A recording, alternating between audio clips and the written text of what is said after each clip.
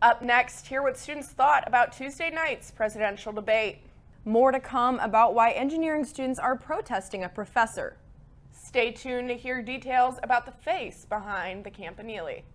Live from the studio in Stauffer Flint at the University of Kansas, you're watching KUJH News. Good morning and welcome back to KUJH. I'm Cameron McCrory. And I'm Francesca Nofrio.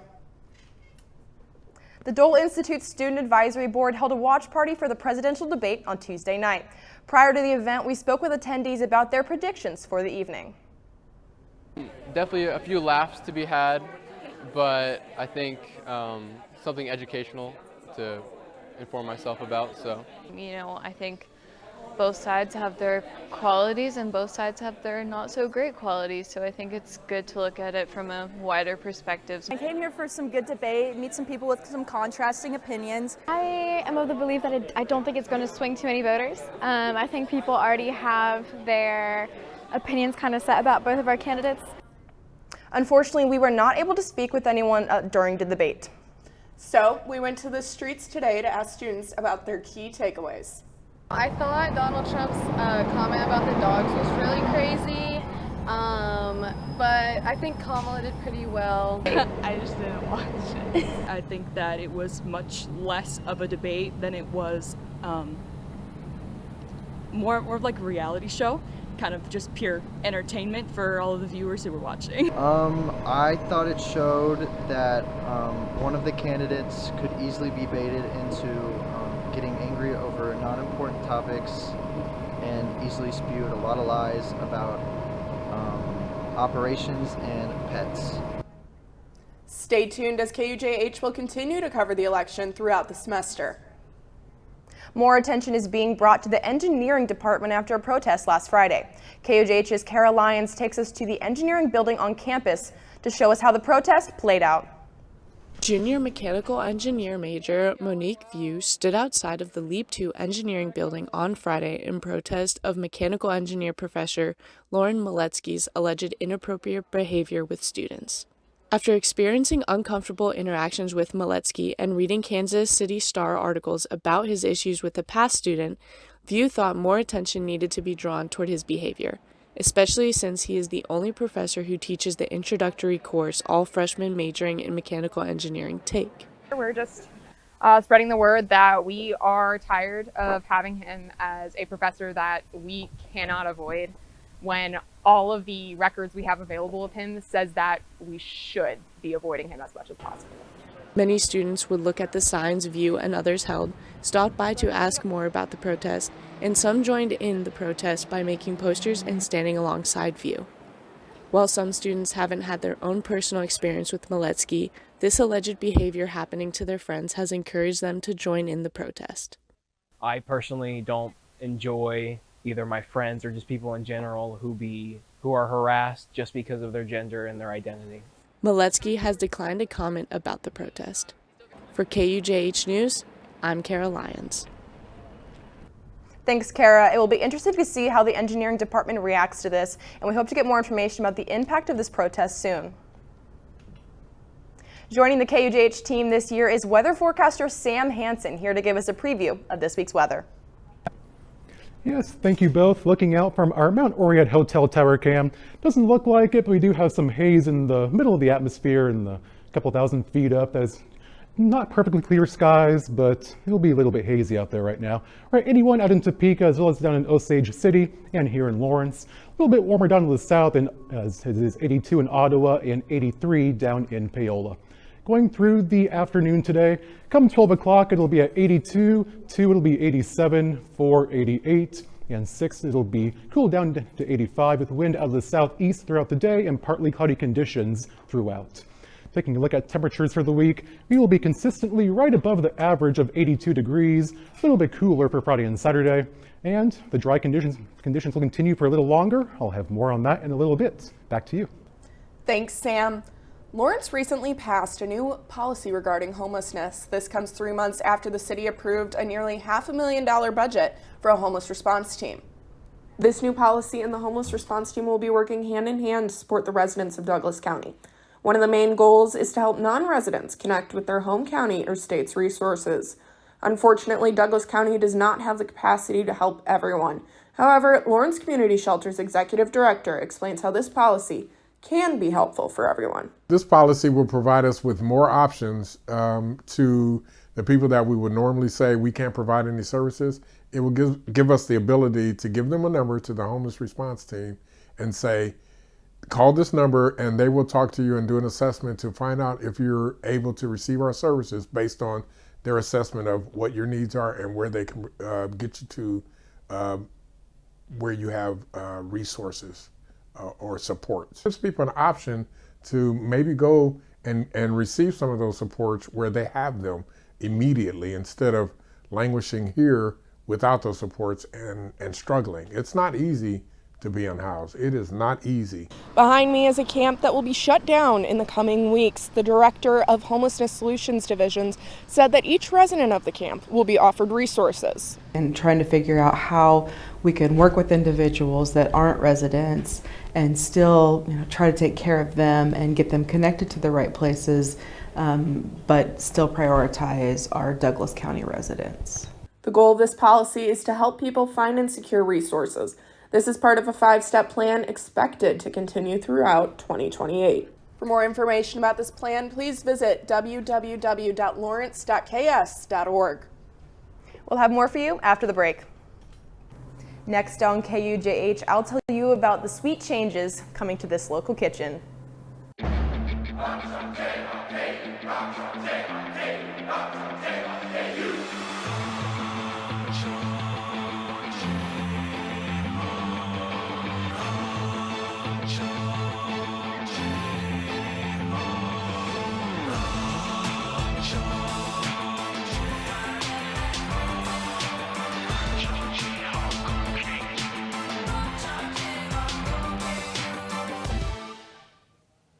Welcome back. Renovations are coming to the former Pinckney School and they're more delicious than you might think. I talked with district officials about how these changes will benefit students. Lawrence Public Schools just got a little bit sweeter. What was once a school kitchen is now set to become a district-wide bakery thanks to a new grant. A dream that has been a long time coming. We have been dreaming about getting a bakery going in the district for a while now. The baked goods will be made from locally sourced grains to help the district provide healthier foods. Obviously, from a quality standpoint, making products fresh in-house is going to result in better, higher quality, more delicious food for the kiddos. Something that is crucial for growing kids. But at schools, this is where we are setting the foundation. We're establishing those habits. So if we can get those good nutritional habits in place now, it can help the kids as they grow up. But that's not always easy. Providing healthy options is expensive. Just 10% of the district's food is currently sourced locally, something this grant will soon change. The project will be funded by a Resilient Food Systems Infrastructure Grant. The money will go towards purchasing new bakery-specific equipment that will transform this former school's kitchen into a fully functioning bakery. Now, it may not look like that right now, but that's what the next year is for as they work to install ovens, provers, and design a menu, all to bring locally sourced nutritious baked goods to the kids of Lawrence. The district hopes to have the bakery up and running by the beginning of next school year.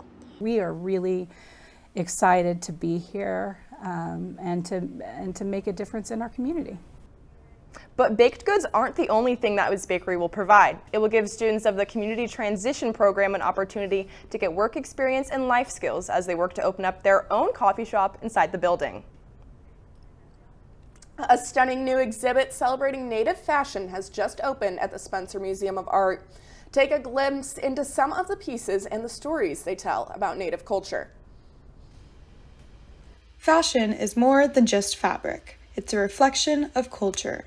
The newest exhibit at the Spencer Museum of Art showcases these ideas through Native fashion. Curated by Sydney Purcell, a member of the Iowa tribe of Kansas-Nebraska, this powerful display spans from the 19th century to today. Featuring everything from traditional garments to modern streetwear, this collection speaks to the resilience, representation, resistance, and relations of Indigenous communities.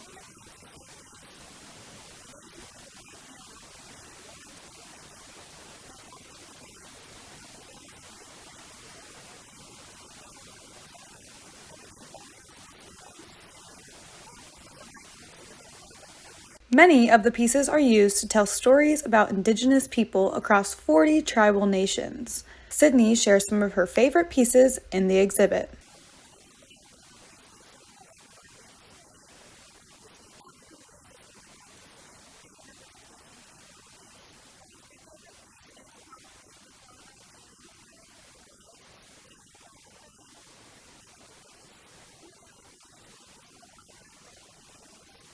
This inspiring collection will be on display until January 5th. The exhibit is free and open to the public Tuesday through Sunday.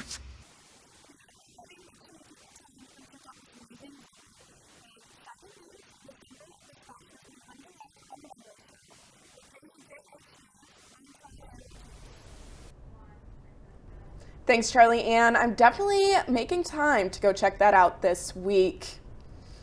The Campanile bells catch many ears with their delightful sounds, but who is the face behind the bells?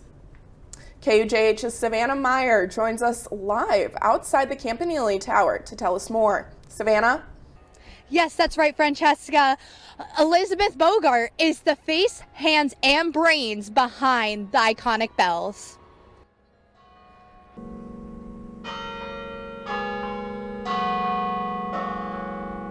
Burgout is the University Carolynist and Associate Professor of Music. From a young age, Burgout has had a passion for music. I have always been interested in music. My mom was a piano teacher, and so I grew up around music. She says that when I was around 2, I could play about 50 songs on the piano. Burgout started her journey on the campus bells in 1996 when she attended a concert after the Campanile and the Carillon were rededicated. I attended a concert by Albert Gherkin and just loved the sound of the bells. And after the concert, he gave a tour, and so I climbed the stairs and saw how he played and was fascinated with it, and decided I needed to start taking lessons. Those lessons then got her an application and future job as the Carolynist that we hear today. Her background and experience playing the piano had prepared for her on the bells, as the bells are played through a keyboard with her hands and feet. The keys look like broom handles, and we play them with the sides of our fists. So we bounce off of the keys, and then the lower half of the bells we can also play with our feet. So both hands and feet really get moving. So every Sunday at 5 p.m., either her or her students will be playing some familiar tunes. Back to you, Francesca. Thanks, Savannah. Cameron, that weather out there, it looked pretty nice. Yes, it's been very gorgeous lately. It's definitely making my walk to class very lovely. 100%, I know. The only problem that I have with this weather is that I would leave in the morning in like pants and a sweatshirt, and then by the time lunch hits, I'm like sweating. 90 degrees. Yep. Exactly. Yep. So I know Sam's here to give us more about our weather. Yeah, 100%. Yes, thank you. And looking outside now at Children's Mercy Park in KCK, site of the football game tomorrow evening. Again, the hazy conditions are continuing outside right now. Meanwhile, back here in Lawrence, we're sitting at 82 degrees, partly cloudy skies, wind out of the southeast at 8 miles an hour. Furthermore, the heat index is at 85, dew point 57, humidity 48%, and the pressure is remaining constant at around 1,014 millibars.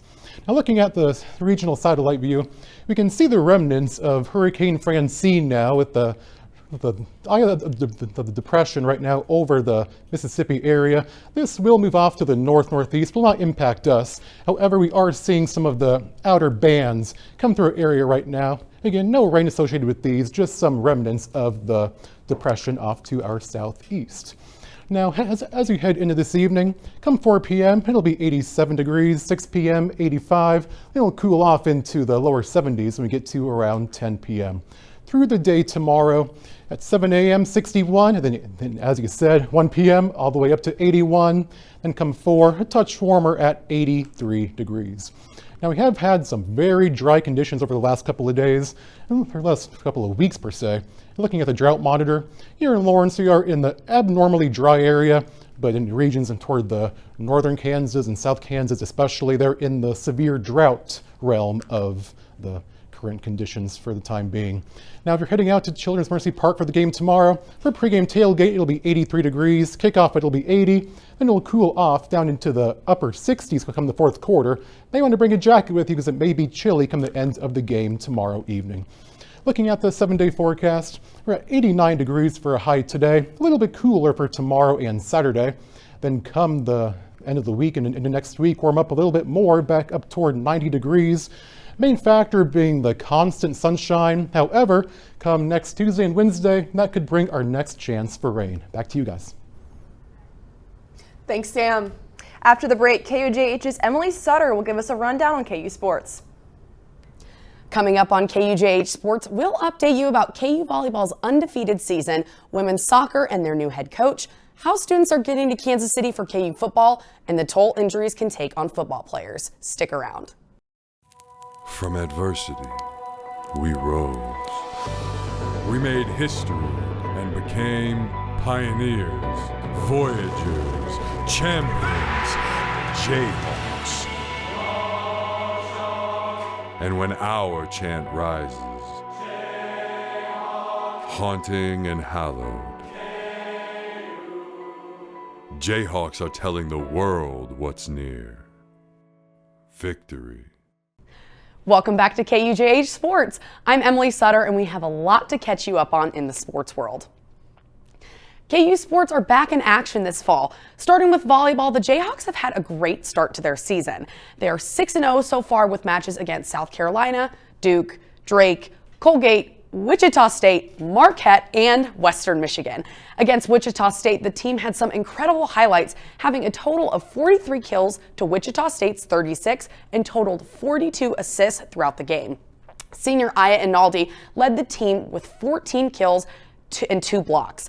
Inaldi is an offensive powerhouse as she has already averaged 71 kills in the 2024 season.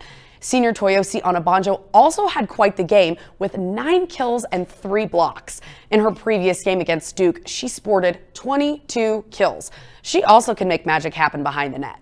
The Jayhawks sent the Shockers home with a final score of 3-0. During the Marquette match, Inaldi and Onabanjo still dominated with 14 kills for Inaldi and 12 for Onabanjo. Senior London Davis also came in with 11 kills, and senior Caroline Bien followed with 10. This senior class can hit. You can see the Jayhawks in action next on September 15th against Lipscomb here at Horsch Volleyball Arena at 12:30 p.m., or you can catch the match on ESPN+. Looking into the future for men's basketball, transfer guard from Mississippi State Shaquille Moore broke his foot during practice and will miss at least 68 weeks of the season. This injury comes after Elmarco Jackson injured his knee this past June during camp. The Jayhawks will still have key returners like Hunter Dickinson and DeJuan Harris and KJ Adams. However, we will see how long it will take for Moore to recover. Moore was on the Naismith Defensive Player of the Year watch list at Mississippi State in 2023, so if he recovers quickly, he may make an impact on the team this season. Within the past couple of weeks, KU women's soccer has played some non-conference games to start their season. The Jayhawks are set to play Iowa State here in Lawrence tonight at 6 p.m. KUJH's Lindsay Ryan is at the soccer practice field to give us a preview of what we can expect tonight. Lindsay, what's it looking like for the Jayhawks? Hawks are coming off a 0-0 draw against Vanderbilt and will look to get back in the win column starting tonight. Redshirt freshman goalkeeper Sophia Daw was recently named Big 12 Player of the Week after recording her second shutout of the season in Nashville. Daw and the Jayhawks will take on the Cyclones at 6 p.m. tonight at Rock Chalk Park. Live from the soccer fields, I'm Lindsay Ryan, KUJH News. After 25 seasons with the Jayhawks, previous head coach Mark Francis hands the reins over to Nate Lee to create his own legacy with the women's soccer team, starting with this 2024-2025 season. Lee is already making a positive impact and preparing his players well for the rest of the season, especially with the difficulty and competitiveness within the Big 12 Conference. I've learned a lot. I don't think I've ever learned this much in my entire career of even playing in high school, grade school, any of that. So I think that's been the coolest part. With the buy-in from his players, Coach Lee looks to achieve one of the main goals for the team this season, which is qualifying for the Big 12 tournament in Kansas City at the Kern Stadium. I think that's something that hasn't happened every year for our older players, and it's like where we want to start. We want every single game. We have 11 Big 12 games to impose our will on the opponent to the greatest extent. And I think our bet is that will pay off in some results too. While the Jayhawks continue to have one loss so far this season, they strive for improvement not only for the rest of the season, but years to come. We've made a lot of progress, but we know we still have a long ways to go, and it's just awesome to love the people that you get to work with, because it makes the hard things, even though the hard times are going to come, it makes those fun, and just to know we have goals and places we want to get to, it's just really exciting. For KUJH News, I'm Kara Lyons. Thanks, Kara. Sounds like the team is adapting well to Coach Lai and his coaching style. Though our own Memorial Stadium is being remodeled, football season is still upon us. KU Athletics and the Student Union activities are working together to transport KU students to and from the games in Kansas City. From the Jayhawk Welcome Center, buses left to Children's Mercy Park for the game against Lindenwood. Student Union activities and athletics are excited to bring this new transportation opportunity to students. Obviously not being at a home field, but still being similar to kind of home. Working with athletics to try and get it to still feel kind of homey and do all the same traditions that we do here in Lawrence at Kansas City. Students can log on to Rock Chalk Central or use the Cork app to RSVP and reserve their seat on the bus. Roughly 3 hours before kickoff, students can show up to the Jayhawk Welcome Center and right on Daisy Hill to check in and head to the game. Even though the Jayhawks did secure their first win against the Lindenwood Lions 48-3, they fell short to the Fighting Illini 23-17 for game number 2. The Jayhawks were criticized for their offensive struggles against Illinois last week. Jalen Daniels and the offensive coordinators found themselves at the center of backlash, even though injuries sidelined Daniels for the past 2 seasons. KUJH's Millie Favela breaks down how injuries can affect athletes and their return to sports. Jalen Daniels has made his return to the football field after being out for the past 2 seasons due to injuries. For Daniels' debut game against Lindenwood, he completed 9 out of 15 passes, threw for 1 touchdown and 1 interception. In Game 2 against Illinois, Daniels completed 18 out of 32 passes, threw for 2 touchdowns and 3 interceptions.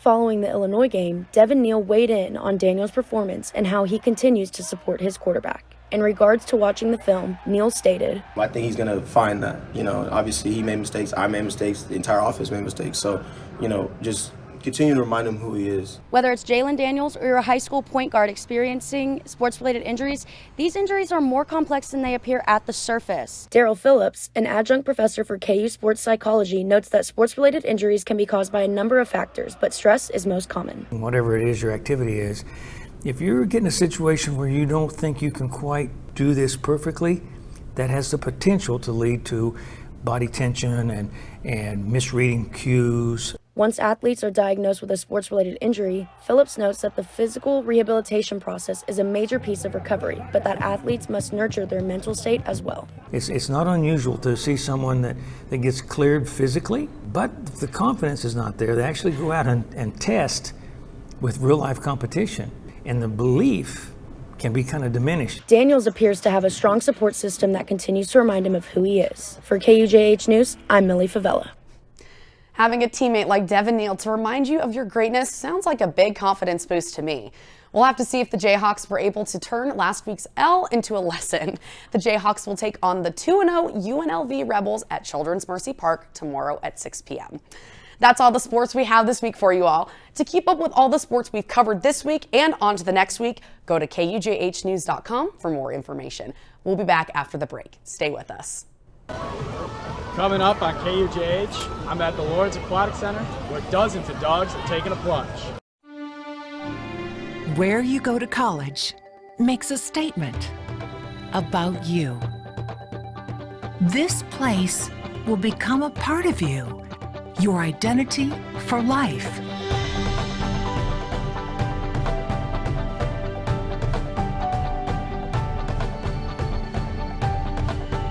The University of Kansas. A great place to be you.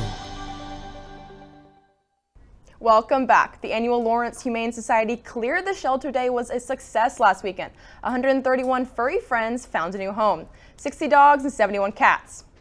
But if adopting a pet isn't the best fit for you, the Humane Society has a foster care system you can join.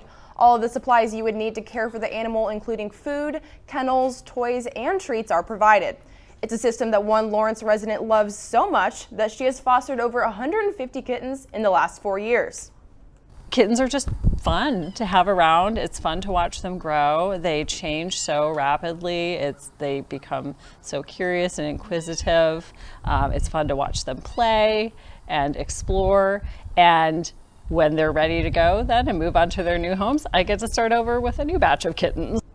Even if you have a furry friend already at home, you can still foster an animal. The Humane Society will provide you with instructions on how to safely introduce and integrate the animals into your home.